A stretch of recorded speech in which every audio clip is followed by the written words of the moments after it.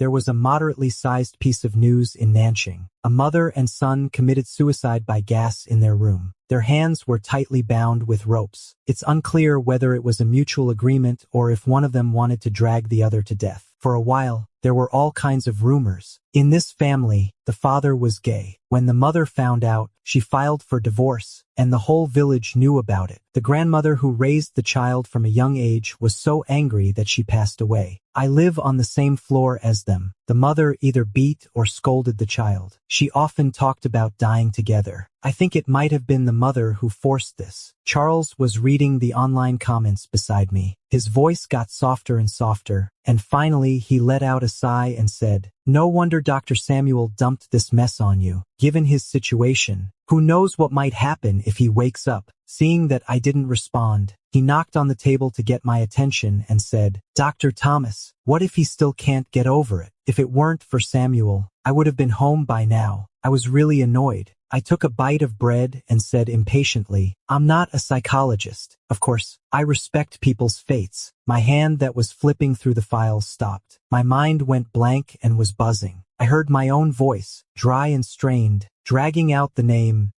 "Leo, you're so cold-hearted. You're a doctor, for God's sake." "Hey, Dr. Thomas, where are you going?" When I stood at the door of the ward, I was still panting from walking quickly, and my heart hadn't calmed down. It was pounding, making it hard to think clearly. I didn't dare to think, nor did I dare to look. He used to be such a cheerful person. What would he look like now? It was not until a voice came from inside that I suddenly came to my senses and rushed in. "Are you not feeling well?" I thought he was in pain and rushed to check his drip. Suddenly, my hand felt cold. I looked down and saw that he'd managed to raise his hand with difficulty and was gently tapping my knuckles. Leo was lying on the hospital bed, his face pale. He had lost a lot of weight, his hair was cut short, and his skin wasn't as fair as before, but he was still good-looking. When our eyes met, he was stunned for a moment. I knew he recognized me, but he just slightly quivered his eyelashes and then closed his eyes briefly. When he opened his eyes again, they were incredibly dull, glistening with tears, full of despair and sorrow. He made an inarticulate whimper in his throat, and I moved closer to listen. His voice was hoarse and soft under the oxygen mask. He asked me to take off his oxygen mask for him.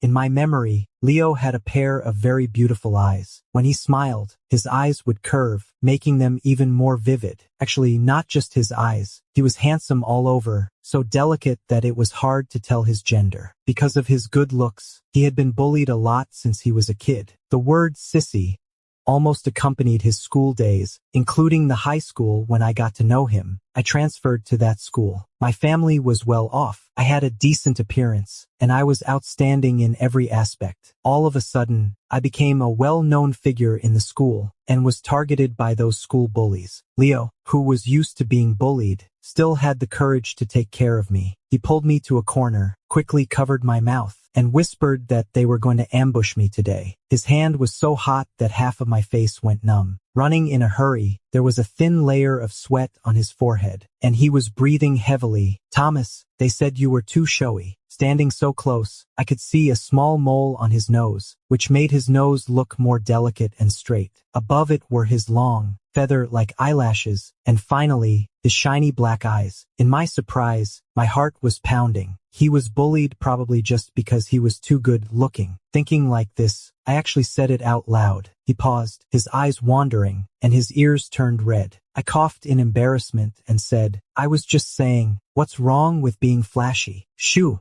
they're coming." Leo's face was tense as he nervously looked around. I watched him with great interest, then suddenly curved my lips into a smile and said, "Wanna bet I can be even flashier? What are you up to?" As if having a premonition, he reached out to grab me, but he missed. When Leo came running out with a stick, I was standing there looking down at the people lying all over the ground. I spat out a mouthful of blood. I've been learning Taekwondo since I was a kid. 1 against 4?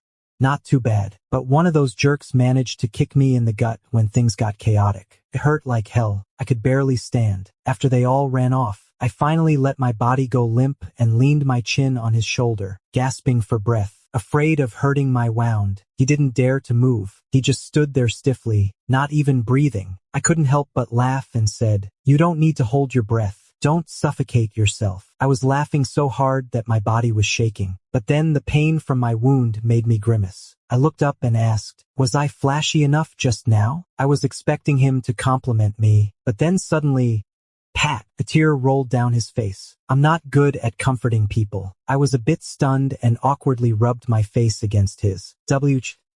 What are you crying for? The guys who bullied you got what they deserved. You should be smiling, I said in a commanding tone. Smile for me. That was the first time I saw him smile. It was an ugly smile, with a tear still running down his face. But it made me laugh. I was laughing and wincing in pain at the same time, saying intermittently, hey, your smile, it looks so nice. Smile more often. But back then, Leo was still a man of few words. He'd stay quietly in the corner, always with his head down. Don't even mention laughing. After that, I dragged him along wherever I went and kept teasing him. Finally, I managed to make him a bit more lively and cheerful. I'm not lying. When he smiles, he's really good looking with deep dimples, his eyebrows relaxed, and his jet black eyes seem to have a stream of light flowing through them. They're so shiny. I was woken up by Charles, who reminded me that it was almost time to go to work. She smiled meaningfully and teased me. Who was it that said yesterday they were going to respect other people's fates? Last night, Leo was determined to struggle. I held him down tightly and asked Charles to give him a sedative. I stayed by his bedside all night and didn't manage to hold on and close my eyes for a while until almost dawn. Looking at Charles's gossipy expression, I bet the news has already spread throughout the department. My head was pounding. I rubbed my temples and said, I'm a doctor. Of course I have to do my best. Charles clearly didn't believe me. He shrugged playfully and suddenly said, hey, he's awake. I jumped to my feet. You're awake. Do you feel any discomfort anywhere? He looked at me slowly at first. When his eyes cleared, he looked down at his own face. The oxygen mask has been removed, I said with a serious face. I'm your attending doctor now. If you don't want your old classmate to be held responsible for a life, just wait patiently until you're discharged from the hospital. Sorry,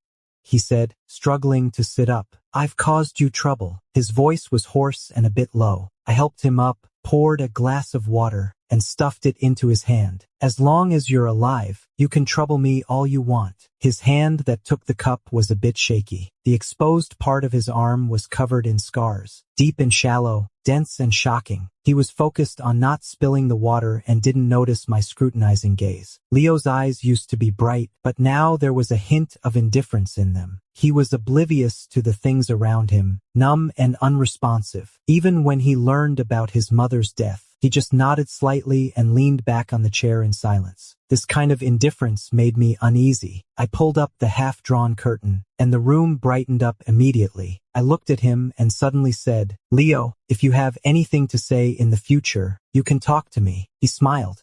Okay. His smile didn't reach his eyes, and his words were light and airy. I knew he didn't take it to heart. Thomas, you've been absent-minded all day. Still worried about the patient in bed for? Samuel looked at me helplessly after I had taken the wrong medicine for I don't know how many times. Well, if I hadn't run off yesterday, you wouldn't have run into your old classmate. You really should thank me. Samuel leaned back in his seat and gave me a cheeky smile. Seeing that I wasn't even interested in retorting, his expression suddenly became a bit more serious. He sat up straight and stared at me intently. No way, this is the first time I've seen you so worried about someone. Really? Maybe. After all, the first thing he did when we met again after so long was to ask me to take off his oxygen mask. It's hard not to be worried. The patient in bed 4 is your old classmate? The doctor next to us joined in the conversation. He was just asking about where to go to get the discharge papers. I heard his dad ran off. His grandma passed away, and now his mom is gone too. There's probably no one to pick him up when he's discharged. Poor guy. When Leo pushed open the door of the hospital room, he was carrying a piece of luggage and about to head out. Where are you going? I'm the attending doctor. Who gave you the discharge papers without my approval? Realizing my tone was a bit harsh, I took a breath, leaned against the door, and looked at him with a hint of helplessness. Leo, if I had come a bit later, were you going to leave without saying a word again? He was a habitual offender when it came to leaving without saying goodbye, so I couldn't help but be vigilant. We had clearly agreed to go to the same university, but after the college entrance exam, He suddenly cut off all contact without any warning, as if he had vanished into thin air. I never saw him again. Sorry, I'm causing you trouble again. I was just about to go find you to get the discharge papers. Looking at his apologetic expression, it was like punching a pillow. I sighed.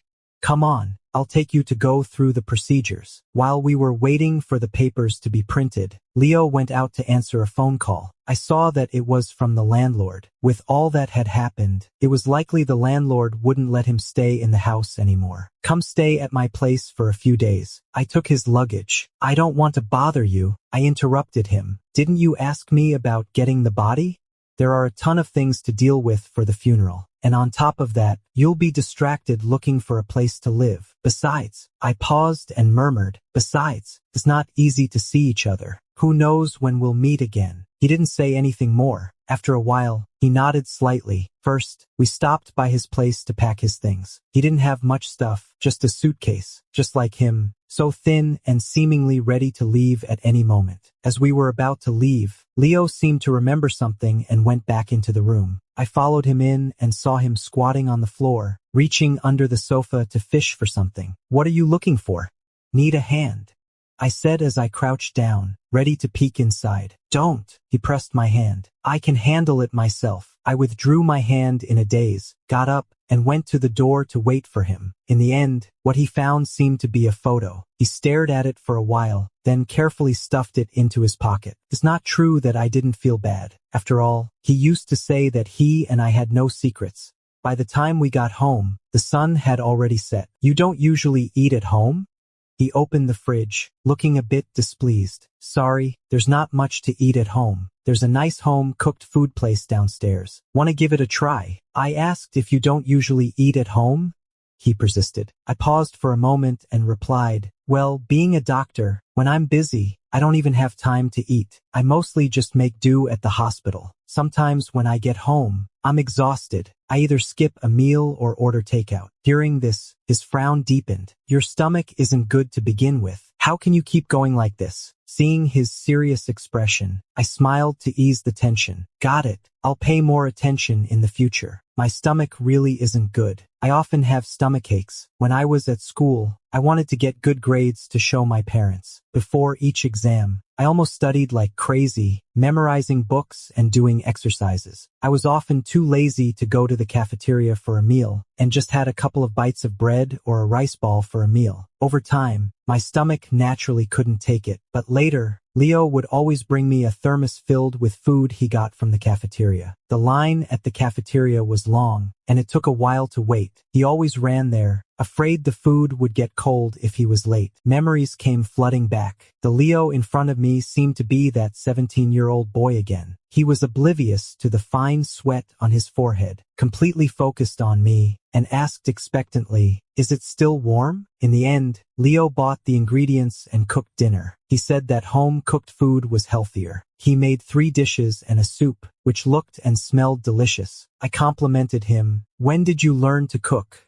It's almost as good as restaurant food. He smiled and said, it's just something to get by. After I took a break from school, I moved out on my own and learned to cook. When he mentioned taking a break from school, his expression remained normal, but my hand holding the chopsticks froze. How come? You took a break from school? I remembered a particularly harsh comment online, said by someone who claimed to be Leo's college roommate. Leo's mom is crazy. She came to the dorm and made a scene, telling us to stay away from him, saying he was sick. I've never seen a mom hate her son so much. She came to the school several times and forced him to take a break from school. It seemed to be true. Leo suddenly laughed and waved his hand in front of my eyes. It's just a break from school. Why do you look so indignant? I was just too tired and wanted to rest. What else could it be? He was lying. Leo would unconsciously rub his hands when he lied. That hadn't changed after all these years. Eventually, I didn't press the matter further, but at night, I tossed and turned, unable to sleep. When I got up to get a drink of water, I saw Leo standing on the balcony. His back was so desolate that it was like a wisp of wind, as if it would float away in the next moment. Why aren't you asleep yet? As soon as I pushed open the balcony door, I was choked by the thick smell of cigarettes and coughed twice. Did I wake you up? I shook my head. I couldn't fall asleep on my own. When did you learn to smoke? Before, I thought it was cool when others smoked. I wanted to show off in front of Leo by lighting up a cigarette, but I couldn't handle it well and coughed so hard that I bent over. Leo called me crazy and reached out to pinch the burned out ash. I was so scared that I quickly put out the cigarette and checked his hand. There were a few blisters from the burn. It broke my heart, and I never touched a cigarette again after that. So when I saw him smoking, I felt a bit dazed. Leo looked down and fidgeted with the cigarette in his hand. He tugged at the corner of his mouth. My mom forced me to smoke. She said it made me look like a man. At first, it was so choking that I thought I was gonna die. Then I got addicted, and I have to smoke a couple whenever I'm free. The smoke curled up, making my eyes feel swollen. So did she force you to cut your hair into a crew cut too? He touched his hair, didn't answer my question. Instead, he just laughed self-deprecatingly and asked, "Does it look bad?" I couldn't resist and reached out to touch it too. It wasn't as prickly as I'd imagined. Felt quite nice. "It looks good. You look good no matter what," I said. He was stunned for a moment, took my hand away, turned his face and took a puff of the cigarette. "Stop teasing me." I couldn't see his face, but the tips of his ears turned red. He was like this before, thin-skinned. A little teasing would make his face turn red. I've never been stingy with complimenting his looks. I said he was fair-skinned and quiet-looking, and that he was the most handsome guy I'd ever seen. I said if he were a woman, I'd definitely chase after him. I wouldn't stop until I had him blushing furiously. In fact, I just wanted him to know that being good-looking isn't a fault, and it has nothing to do with being a sissy. But I never expected that all my efforts would come to nothing because of his mother. I felt really lousy about it. I said,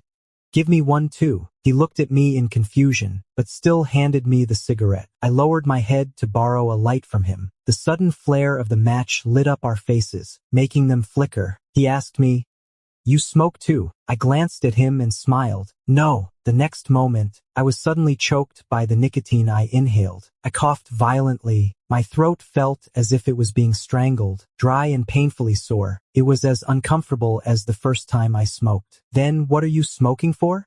He quickly took the cigarette out of my mouth and patted my back. I laughed in a joking way and said intermittently, "I cough.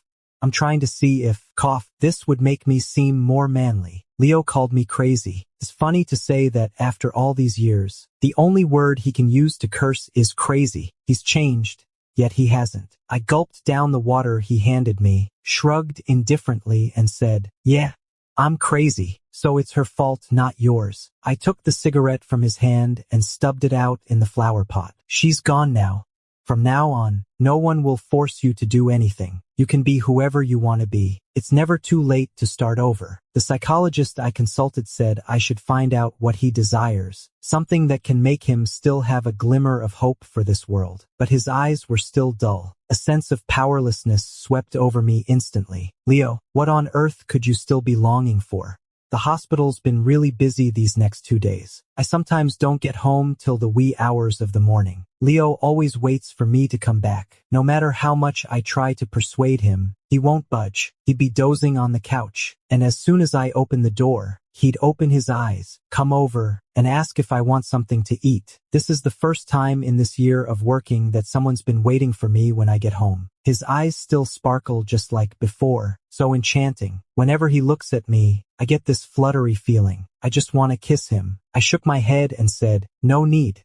Go back to bed." He responded, but still put on an apron and went into the kitchen. Truth is, I'm so tired I don't feel like eating anything, but he keeps looking at me expectantly. With him looking at me like that, I can't resist and end up eating everything every time. Even though we live together, we don't have much time to spend together. I'm out early and back late, and we can only talk when I get home at night. During these times, he always seems really cheerful, like he's back to his old self, sharing with me where he went and what he did that day. But it always gives me the feeling that he's forcing himself to be upbeat. Maybe he doesn't realize that his once smiling eyes have dimmed a lot, filled with sorrow. I want to ask him what's wrong and how I can help, but I can't bear to break through the pretense he's putting up. Just like countless times before, I wanted to tell him I liked him, but I was afraid he'd find me disgusting. Before it was fear. Now it's more like I don't have the guts. He hates his dad to the core, and he probably hates gays too. I have to keep my feelings buried deep inside, not show them at all. After the funeral for his mom is over and I find him a place to live, I won't have any reason to keep him around. I was thinking of dragging things out for as long as I could, but I didn't expect this day to come so soon.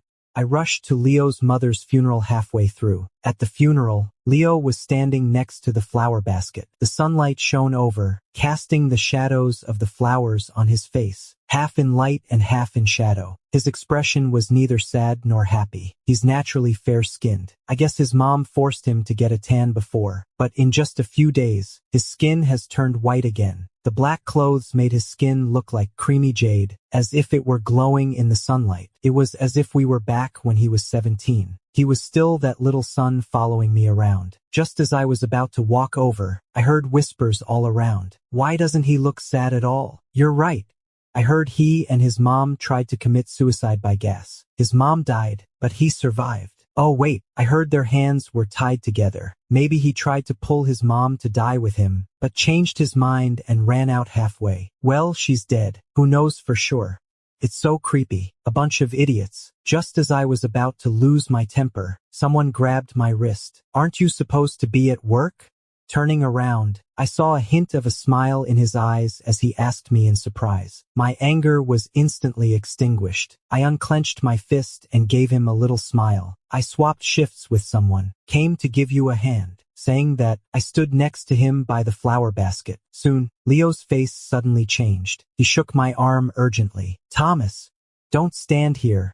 Go sit somewhere else. I was confused. What's wrong with standing here with you? First, I thought he was just worried I'd get tired. But then I finally noticed the strange looks from the people passing by, and vaguely heard someone in the crowd say, like father, like son. Liu was right after all. This illness really is hereditary. Liu was the name engraved on the memorial tablet in the morning hall. She was Leo's mother. My mind went blank with a buzz. That's when I realized they thought we were a couple, just like his father who had faked a marriage, and that we were gay. More and more unpleasant remarks were flying around, and the scene became chaotic. We were like two criminals, being condemned by everyone. Leo's hand was getting colder and colder. He was calling my name, on the verge of tears, begging me to leave quickly, but I felt even calmer instead. I touched his hand to soothe him. After a moment of hesitation, I held it tightly. He looked at me in disbelief. Thomas, are you crazy? He kept struggling, but I held on even tighter. The guests around us showed obvious disdain when they saw us like this and left in a hurry. Leo couldn't break free from me. He was so angry that he turned his face away. Leo, do these people matter? I asked. Relatives from the phone book. I hardly ever see them. His voice was tinged with anger, but he still answered me truthfully. I smiled and said, then they don't matter. I taught you this. For people who don't matter, just treat them as the background for me. In high school, Leo was selected for a speech because he wrote a great draft. He had poor psychological resilience. Standing on the stage, he was trembling so much that he couldn't even speak, let alone give a speech. I was there with him in the audience. His hands were ice cold, and he was clutching his stomach, which kept having nervous spasms. What should I do? Thomas, I really can't do this. I squeezed his shoulder and said, I'll stand right in the middle later. Just think of everyone else as my backdrop and look at me while you speak, just like you practiced. I paused, then snorted softly. Besides, with a handsome guy like me right in front of you, who else can you see? What did Leo say back then? He finally smiled and said, Thomas, how can you be so narcissistic at a time like this? But now Leo had a sullen face. He forcefully pried my fingers apart one by one, and his voice was filled with suppressed anger. Thomas, can you stop trying to be a hero all the time? I'm not trying to be a hero. On the contrary, I'm a person with a calm temper and rarely get impulsive. Whether I was 17 or 25, my impulsiveness was always because of Leo, because I don't want him to be wronged. Even if I leave, their curses won't get any quieter. They'll just think they've hit the mark and we're running away in a panic. I can't leave him there alone. Left all alone, standing there in silence, listening to those awful curses. Prejudice is like an insurmountable mountain. It's enough to crush Leo right now. On the way back, Leo didn't say a word. His eyes became empty and dull again. He leaned against the car window, quietly looking at the scenery outside. Such silence was unusual and made me uneasy. Sure enough, my premonition was right. He headed straight to his room the second we got home, unzipping his suitcase and pulling out his things. I panicked. "I'm sorry. I messed up your mom's funeral." No response. "Can you stay one more day? I'll find somewhere for you." Still nothing. My voice edged up.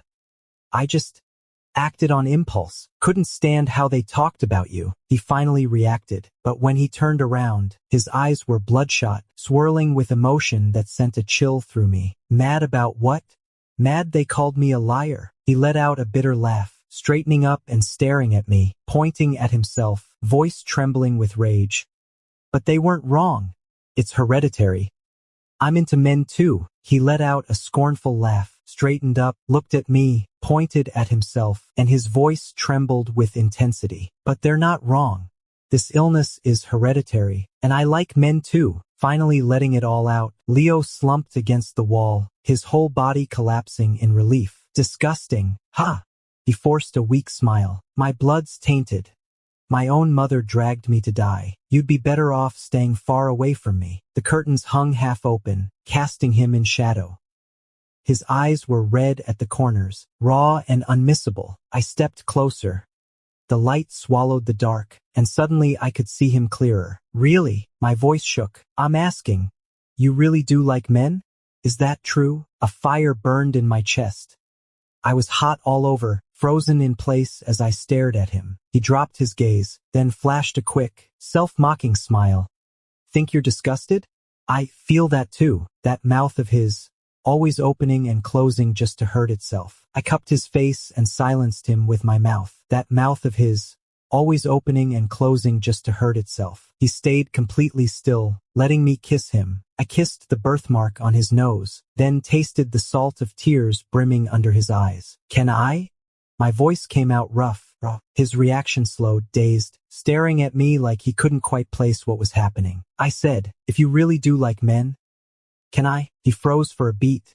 Then it clicked. His eyes widened as realization hit, and suddenly he shoved me away. He grabbed the cigarette pack and pulled out a smoke. "Are you even thinking straight right now?" His tone was sharp, certain. "I'm perfectly clear." My voice matched his, firm, unwavering.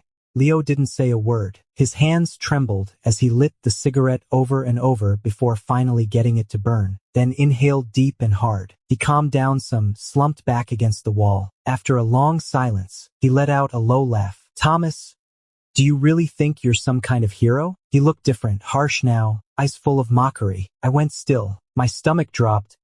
"What did you say?" I said, "Cut the self-importance. You've always had a heart too big for your own good, always rushing in to save people, still doing it. Honestly, nothing's changed." I almost thought I'd misheard. Laughed in disbelief. "You actually think I'm some kind of savior? That helping you's just me getting self-righteous." He snorted. "Isn't it? Did you ever ask if I even wanted this? Your endless pity only makes me feel worse." He stepped closer, exhaled smoke straight into my face, then scoffed.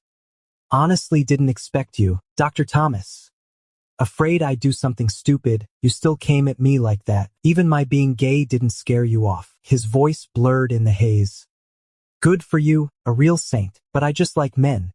Not that I can't survive without one. You don't have to martyr yourself for me." He was brutal, really brutal with his words, brutal to himself, and cruel to me too. I clenched my teeth so hard it hurt, itching to punch him, but then I couldn't bring myself to. Fighting back the fury, I said, "Still mad at me? Don't say things like that." I reached for his hand, then he pulled away. He wasn't done, he kept stabbing with words. "It's not just anger, you know. I've always been like this. That old cheerfulness? All an act. I'm tired of pretending now. This is who I really am. You're the only one who ever stuck around. So I had to live under your charity, your protection, like a favor, not a real friend. You wanted to know why I left? Fine. No excuses. I just couldn't take you anymore." I just stared at him, wild with rage and pain, and then I started laughing harder, until tears welled up. I didn't realize Leo actually saw me like this. My head was pounding, but my heart hurt worse. My legs felt weak. I leaned against the wall just to stay upright. Thank God for the phone call that cut through it all. Otherwise, I swear, I'd have died right there from the pain. Samuel said there was a major pileup on the street. Casualties were heavy. Get over there now. You go ahead. Lives are at stake. My chest heaved hard as I fought to keep my emotions in check. Snapping shut his suitcase and setting it aside. Take a breath. Calm down. We'll talk properly when I get back. No need. He pressed down on the suitcase. The cigarette was almost done. His voice raw. Thomas, from now on, bridge is bridge, road is road. I let out a dry scoff. The angrier I got, the calmer my voice sounded. Which bridge? Which road? Come back and explain yourself. Properly this time. I didn't believe he'd wait for me, so I locked his door shut. After the funeral, Leo lit up several cigarettes in a row. He was someone drowning, no way out. Thomas wouldn't let go. He'd drag himself down with it. Really, the moment I first saw Thomas, I should have run just like before, cut ties clean. Leo didn't know men could sleep together until he found out his own dad was doing it. The guy who seemed so solid, so quiet, caught red-handed with another man by Mom. The whole village turned out to gawk. That day, half the town must have gathered around, their laughter sharp as knives. Amid all the taunts, Mom's voice was loudest, hardest. She'd always been soft-spoken in my memory.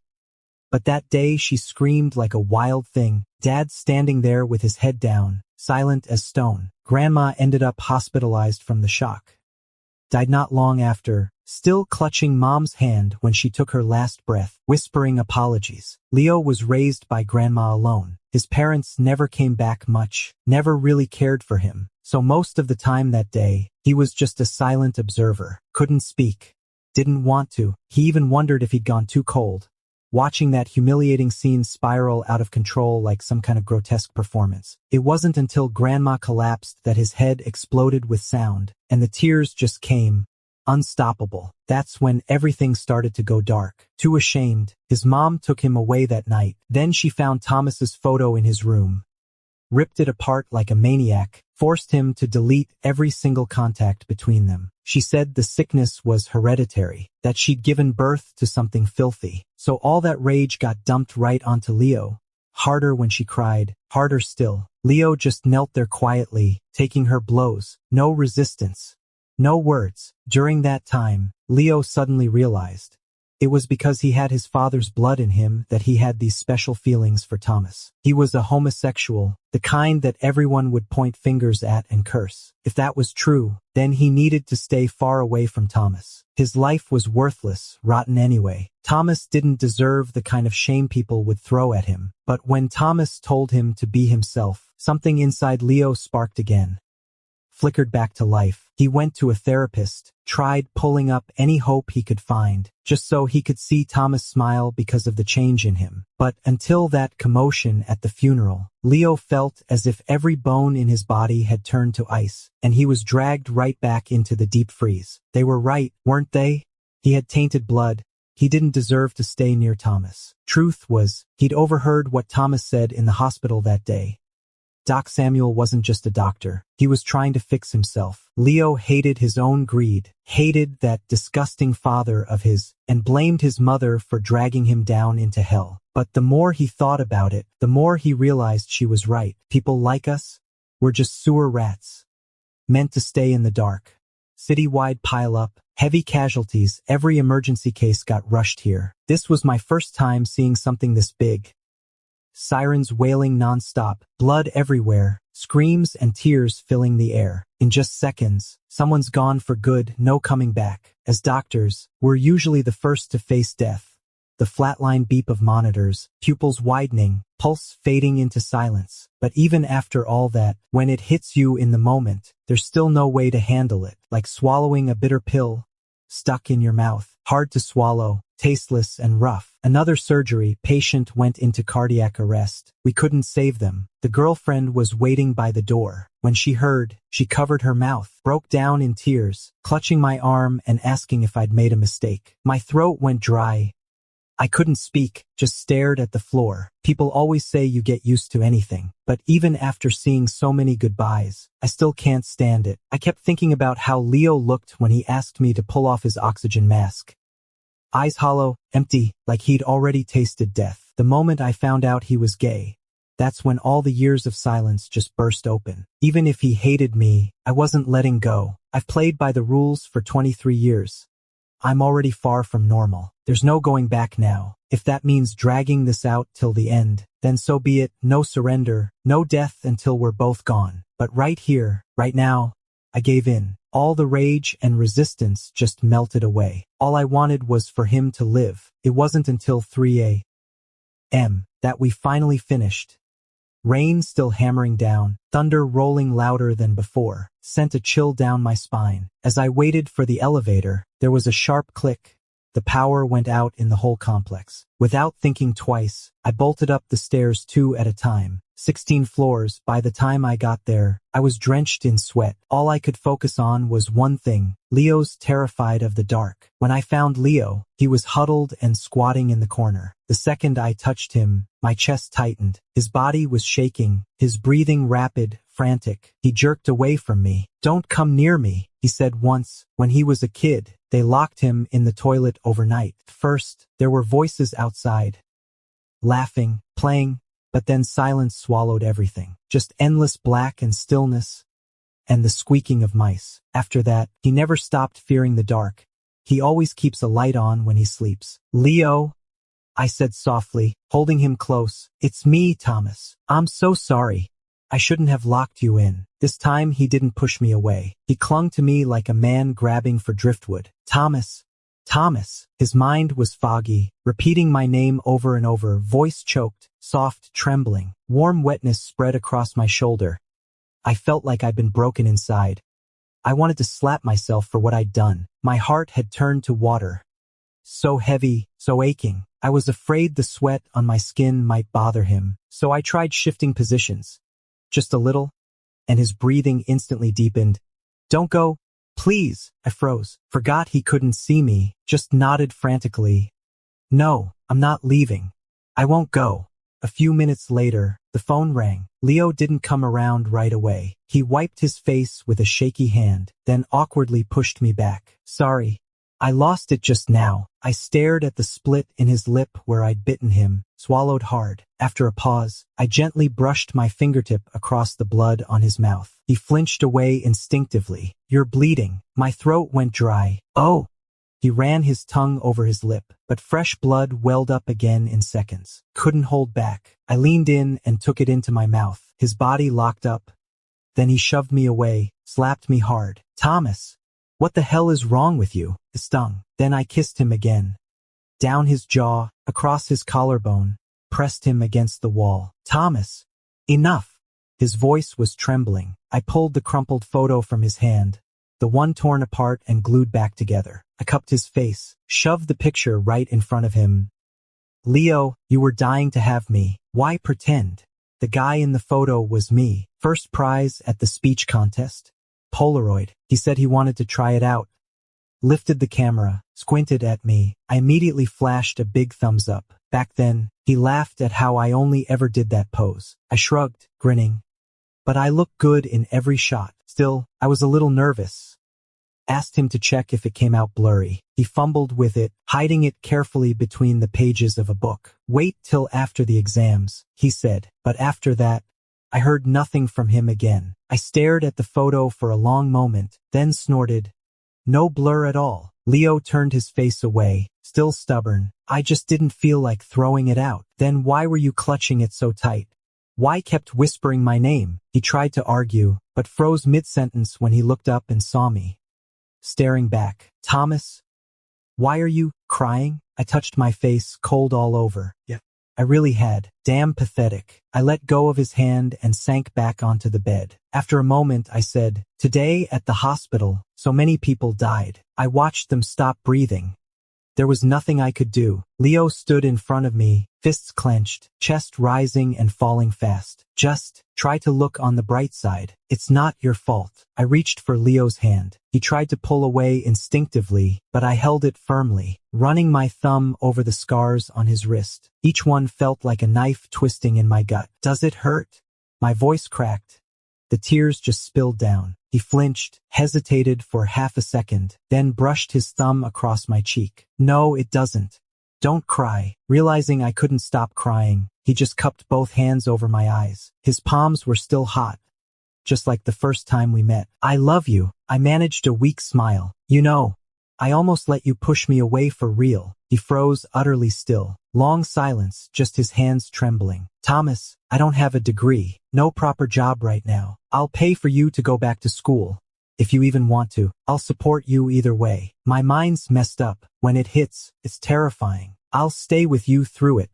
There's always a way. I pulled his hand away from my face and realized he'd been crying too. He turned and covered his own eyes, shaking violently as he slid down the wall. Thomas, I'm such a mess. What in God's name do you see in me? You deserve better. Why waste your time on someone like me? I crouched down and wrapped my arms around him, gently rubbing his hair as I sighed. Leo, who else could possibly be better than you? He buried his face into the crook of my neck, sobbing quietly, raw choked tears. Don't make me do this. I don't want to let go either. In the end, he packed up, though I ended up moving his things into my room. He took a 2-hour shower. The bed was huge, we each claimed one side. After a long silence, I said, Leo, do you still scare of thunder? No. I let out a laugh, turned onto my side, and pulled Leo into my arms. Good. Then I'm the one who is. His body tensed for a second, then stayed still. I slowly tightened my grip, tight so tight. That way, you can't run away anymore. You won't leave me alone again like before. That summer after the college entrance exam, I lost Leo, and also my home. My parents had already split up years ago, each with someone new. Only they didn't tell me until after I passed my exams. I'd noticed the coldness at home for a while. I was only welcomed with smiles when I brought good grades back. So I studied like hell, thought if I just kept winning, my family would stay together. The last time I brought home a good report card, it turned out to be the day they told me the truth. They got married right away. I went to both weddings. Felt happy for them. I gave them my best wishes with a smile, even as the crowd buzzed around me and something hollow settled in my chest. I thought, I'm really done, no home left for me now. I wanted to call Leo, just talk it out. But hearing his flat voice on the phone, I could only laugh it off. I kept wondering, what if I'd been bolder? If I'd begged a little harder? Would I not be alone anymore? Back then, I couldn't do that. I thought love won't count if you fight for it. It'd just feel like pity. But maybe I've been lonely too long. When I met Leo again, I realized pity? Fine. Screaming, begging, laying my soul bare. I don't care. As long as he's with me, I'll do anything. Still, Leo was always insecure. He kept thinking I only stayed because of my job. Afraid he'd crash again and needed me watching over him. So he moved careful, spoke soft, never let himself get too close. When I kissed him, he just let me, he didn't pull away. When we did it, he was quiet too, muffled sounds in his throat. Even if I whispered every sweet thing I knew, all I got was red eyes. Still didn't believe a word. That's what I learned later. Back then, I thought that's just how he was. He never pushed, never clung. Until one day I was packing for a trip, sorting through my things at home, and he sat on the edge of the bed watching me. Suddenly he said, "Are you fed up? Do you just want to escape for a couple days?" I didn't know why he'd think that. My chest twisted. I walked over and pulled him close. "What are you thinking about?" He buried his face into my neck, voice muffled. "Thomas, you don't have to do this just to give me hope." I frowned. "What are you even saying?" Leo let out a weak smile, his face pale as chalk. "Let's break up. I'll keep seeing my therapist. If anything really happens, it won't be your fault." I got it then. My face hardened. "Leo, do you think my feelings, Thomas's feelings, are that cheap? If I did all this just to give a patient hope, I'd be a goddamn savior." He hung his head, fingers clutching at the edge of my shirt, tears spilling down. "I'm sorry. I'm so sorry." I jerked my hand free. "Think about it. I'm sleeping in another room tonight." He stared at me through tear-filled eyes. pathetic, broken. My hands itched to pull him close, but I held back. Otherwise, he'd just think I'm weak from pity again. It hurts, so you'll remember. Woke up in the middle of the night to heavy breathing. In the dark, I saw Leo's black eyes fixed on me, unblinking, like a trapped animal. What is it? I mumbled. Forgot we'd split up. A flash of white light cut through the window, followed by a low thunderclap. He shifted closer to me. Thomas, I'm afraid of thunder. His breath washed over my face, hot and ragged, mixing with the frantic beat of my own heart. I squeezed my eyes shut, trying to ignore what was happening beneath me. But the air turned thick and damp, breathing grew tight, my vision blurred, staring at Leo's shadowed shape, still not catching my breath. Then warmth bloomed on my lips. I was wrong. He gently touched my shoulder. Wrong about what? Cut in, pressing my mouth against his. Not trusting you, he murmured. I froze, frowning at him. And what else? Not suggesting we split up. I calmed down a lot, but then I remembered what he'd said that afternoon, and the anger flared up again. He stepped in and wrapped his arms around my waist, pulling me close. After a long silence, he suddenly said, I love you. Got it?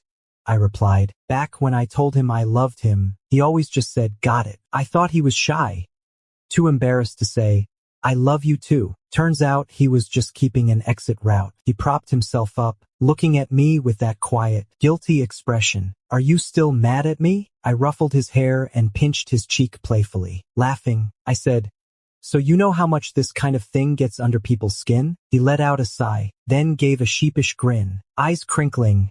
Okay, I messed up. I'll fix it.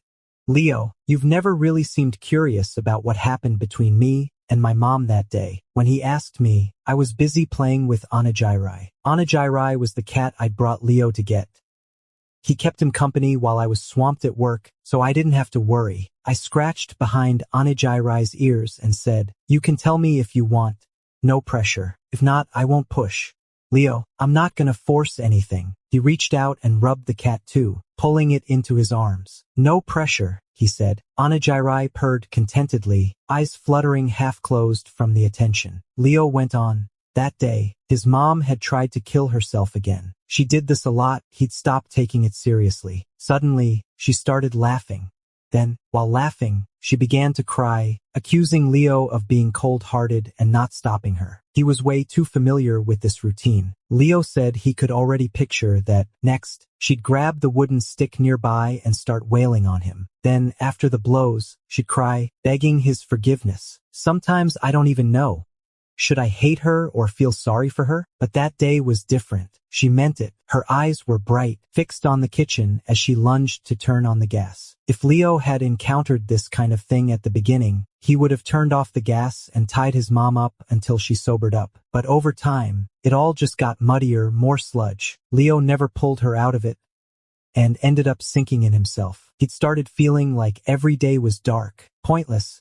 He thought maybe he should just blow away with the wind to feel free. He began trying to kill himself more often, sometimes clear-headed, sometimes half-dazed. Your photo saved me a lot of times. Whenever I got that thought, to pull it out, clutch it in my hand. I kept wondering, if Thomas knew I was thinking about giving up, would he be hurt? Anajirai gave a soft meow and scooted closer to me. Leo looked over, gently squeezed my hand. Knew you'd cry. I turned away, rubbing my face against my shoulder. Didn't cry. Leo said his mom tied their hands together, telling him to follow her into the afterlife. Just before losing consciousness, he claimed he saw me. You were yelling at me.